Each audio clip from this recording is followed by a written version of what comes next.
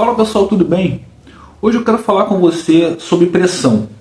Como que você lida com a pressão? Como que você reage na pressão? O que que você faz para evitar que a pressão te paralise? O que você costuma fazer? O capítulo de hoje é o capítulo de 1 Samuel 13. Nesse capítulo ele nos dá uma amostra muito significativa do que é errar sob pressão. E da mesma forma, da mesma medida, ele também nos mostra, ele nos ensina o que fazer para que você evite esse erro quando você está sob pressão. É um pouco complicado, né? Não é tão fácil de entender. Mas fica comigo aí até o final e você vai entender nesse vídeo o que você deve fazer para que você evite que a pressão te paralise, te faça errar e possa te levar inclusive à ruína. Beleza? Bom, contextualizando esse capítulo de 1 Samuel 13, Saul ele reina por Israel por pelo menos uns 2 anos, ao que relata a Bíblia. E durante esse reinado acontece uma situação em que o filho dele, Jonathan, ele ataca uma guarnição de filisteus. A gente já conversou aqui que dentre as tribos, né, havia uma celeuma, né, uma disputa aí de poder, uma disputa entre os filisteus e o restante do pessoal. E isso provoca um problema. Porque o que acontece? Os filisteus eles ficam sabendo desse ataque e eles se reúnem para guerrear contra o restante dos israelitas. E isso provoca uma pressão, né, um início de pressão em Saul.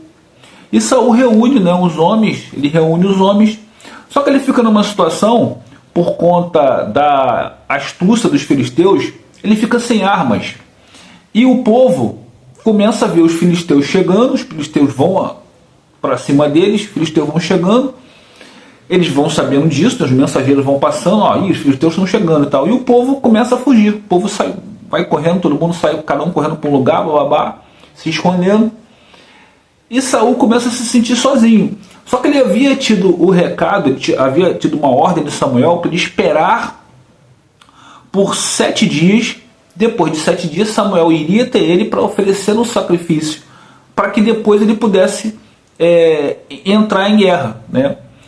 E aí ele vê o povo dispersando, ele ficando sozinho ali com poucos homens.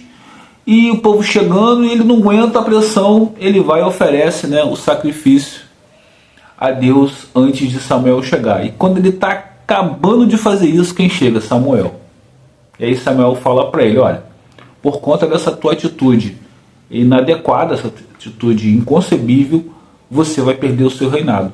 Deus já está vendo uma outra pessoa para que substitua você.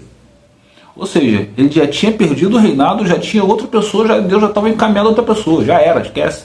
Não tinha nem como falar assim, peraí Deus, poxa, mas eu errei aqui, mas vamos conversar, não tinha como, já era, já tinha ido.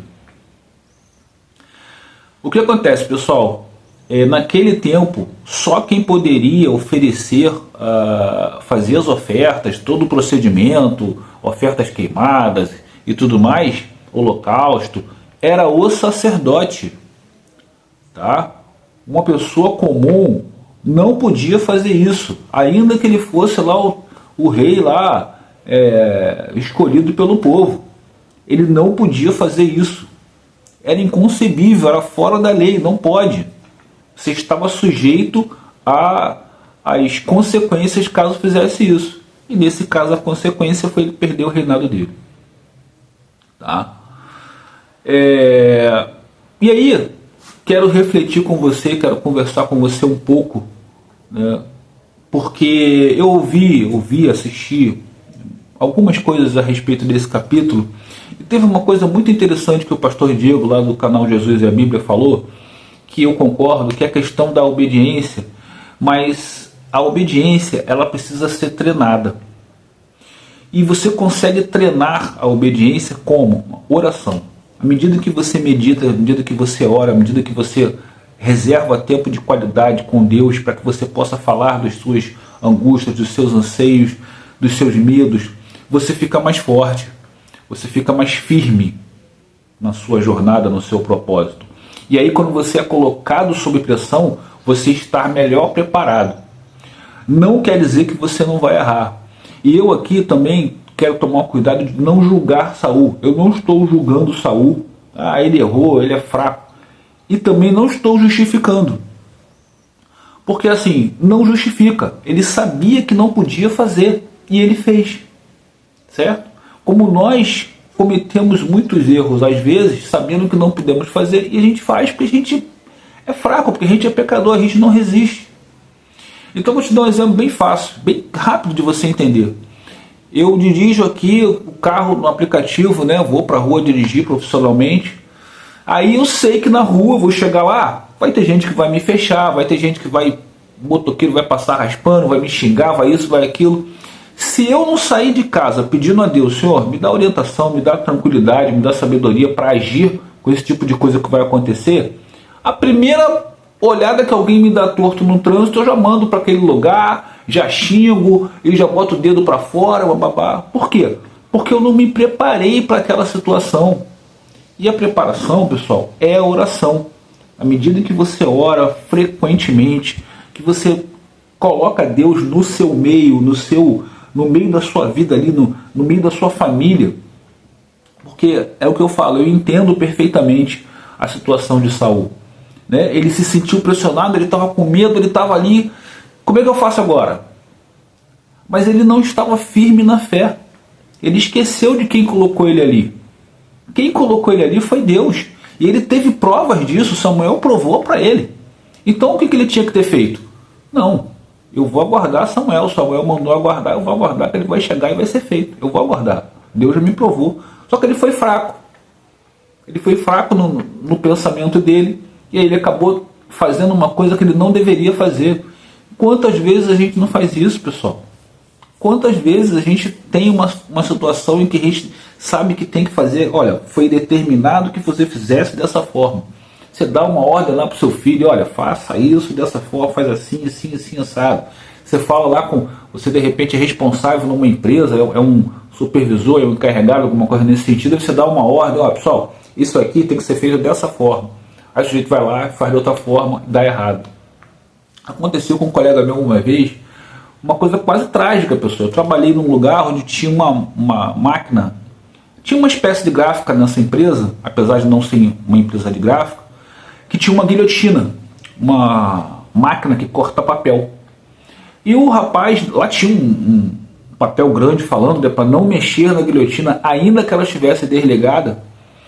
Mas uma determinada vez, o sujeito passou e apertou o botão da guilhotina. Cara, foi por muita sorte, foi coisa de Deus. Ele colocou a mão na guilhotina, olha que loucura, agora essa coisa de gente, garoto novo, né? Colocou a mão e apertou o botão, porque estava desligado.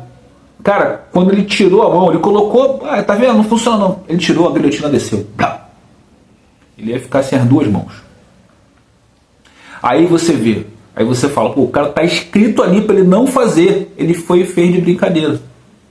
No momento de brincadeira, eu não me lembro a época, acho que na época o pessoal brincou, falou, quer botar a mão aqui. Teve uma coisa nesse sentido. Ou seja, ele não suportou a pressão, foi lá e meteu a mão. É o que ele deveria ter falado. Não vou fazer isso porque aqui está expressamente dito, aqui está escrito para não fazer. Então eu não vou fazer. É uma comparação até um pouco esdrúxula, né? Mas é isso. Se você tem uma determinada ordem para não fazer aquilo ali, não faça. Confie na ordem, ponto. Se você fizer, entenda que você vai estar sujeito às consequências. Ponto. Simples assim. Né? Eu não sei qual vai ser a reação exatamente de Saul, né? A gente vai ver isso nos próximos capítulos, mas ele não pode nem reclamar. Ele tem que aceitar, porque a ordem foi dada e ele já... É aquilo. Samuel já tinha demonstrado para ele, provado para ele, inclusive perante o povo, o poder de Deus, a soberania de Deus. Então assim, era para ele falar, cara, eu não vou fazer e ponto. Eu vou seguir o exemplo lá de trás, né, de Moisés, de Josué, caras que, sabe, que obedeceram, que eram servos fiéis realmente a Deus e que obedeciam. É isso, e o próprio Samuel, né? É um baita do exemplo. Então é isso, pessoal. Se nós seguimos uma palavra, se nós seguimos a Bíblia, se nós queremos aprender, entender, seguir, refletir, viver a palavra de Deus, e ali está dizendo para você não fazer, ou para você fazer determinada situação, se você confia, você tem que fazer. Não existe justificativa que faça você ir contra. Alguma situação particular ou outra, minha, sua, vai até explicar, mas não vai justificar. É isso que a gente precisa entender. Não vai justificar você não fazer o que tem que ser feito. O que tem que ser feito e ponto. E aí, como estou dizendo, vai explicar. Olha, não fez porque isso, não fez porque aquilo. Tá bom, mas não justifica. Você vai ter que lidar com as consequências. É como uma conta de luz. Você pode falar, eu não paguei porque eu fiquei doente, não consegui trabalhar, aí eu não trabalhei 3 dias no Uber, não fiz dinheiro. Porém, a empresa de energia elétrica vai lá e vai cortar a tua luz. Ela não vai aceitar a tua justificativa. Talvez vá até entender, eu entendo, senhor, ok, mas a luz está cortada. Entende? É isso que o capítulo de hoje nos fala, tá?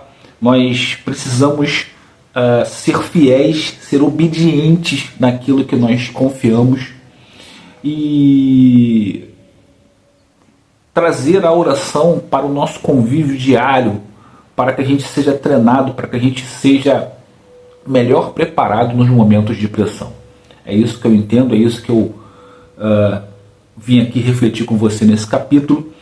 Agradeço a você que ficou até aqui e só peço a você que não saia do vídeo sem antes se inscrever no canal, ativar aí o sininho de notificações para que você seja avisado dos próximos capítulos que nós vamos refletir aqui, ok? Quero desejar a todos que tenham um ótimo dia, Deus abençoe a todos, a sua família, logo, os seus parentes, e que a gente se veja no próximo capítulo, pessoal. Até lá!